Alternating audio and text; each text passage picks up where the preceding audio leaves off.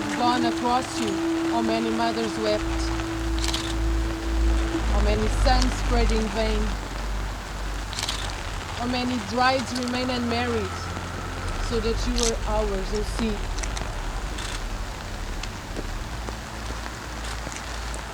Was it worthwhile?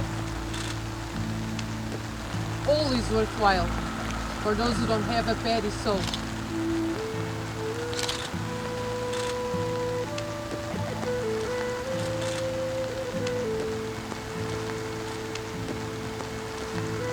If you want to go beyond the cave, you have to go beyond the pain.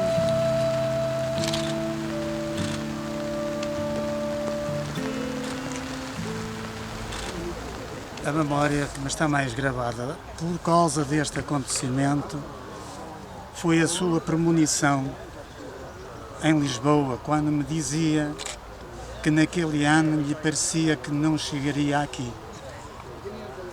E de facto, ele chegou aqui, mas para ser sepultado.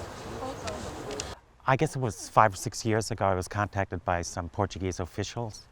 They were bringing a crew of fishermen into St. John's, and they were hoping to arrange a tour. And I suggested that they also visit the grave of the fisherman who died back in 1966. Tell me about how he died.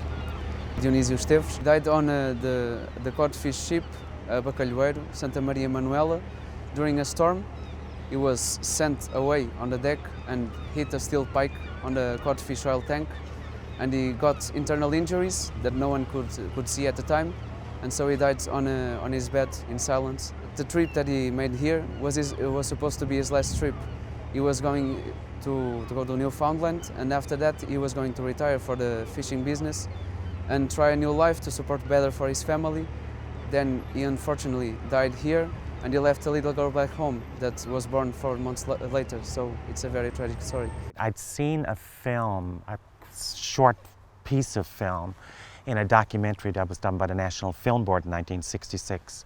And in that there's a procession where there's Portuguese fishermen carrying a casket, and I realized that they were bringing it into this particular cemetery.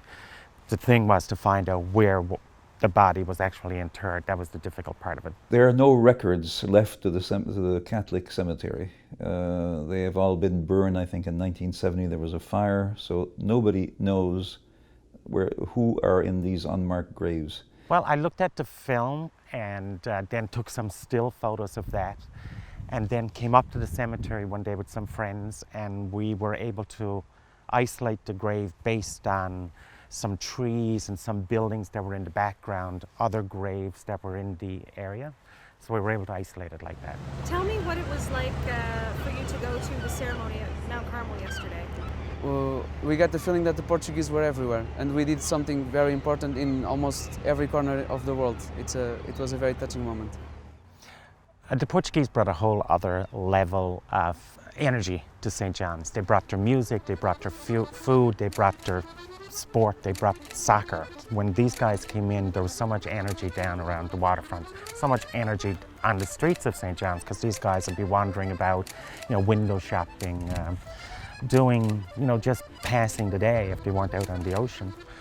So you miss that vibrancy, you miss that life that they brought. As soon as we had the first service, I said, well, this cannot be left in this fashion. So I dreamed up immediately with a few friends that we would start a campaign. So we did a couple of fundraising dinners and other things. And then the Portuguese Navy was able to carry it for us from Portugal at no charge. So this was a help. So all of this put together, that's how we pieced this monument together.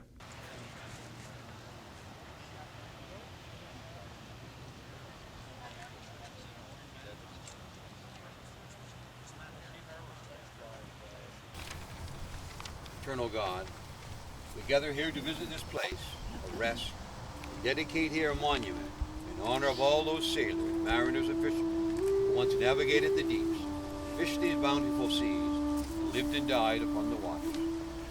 Though the skins of their vessels are made of wood and steel, their hearts consisted of flesh and blood of those who sailed in them.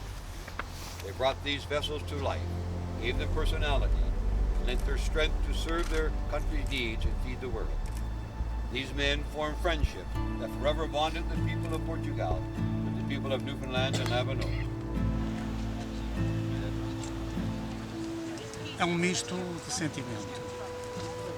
Por um lado, voltam as recordações mais tristes, mais amargas do que aconteceu há 49 anos. Mas, por outro lado, também tenho uma grande satisfação, porque o meu amigo e todos os outros portugueses que estão aqui sepultados neste cemitério não serão eternamente esquecidos, que este memorial os há de lembrar.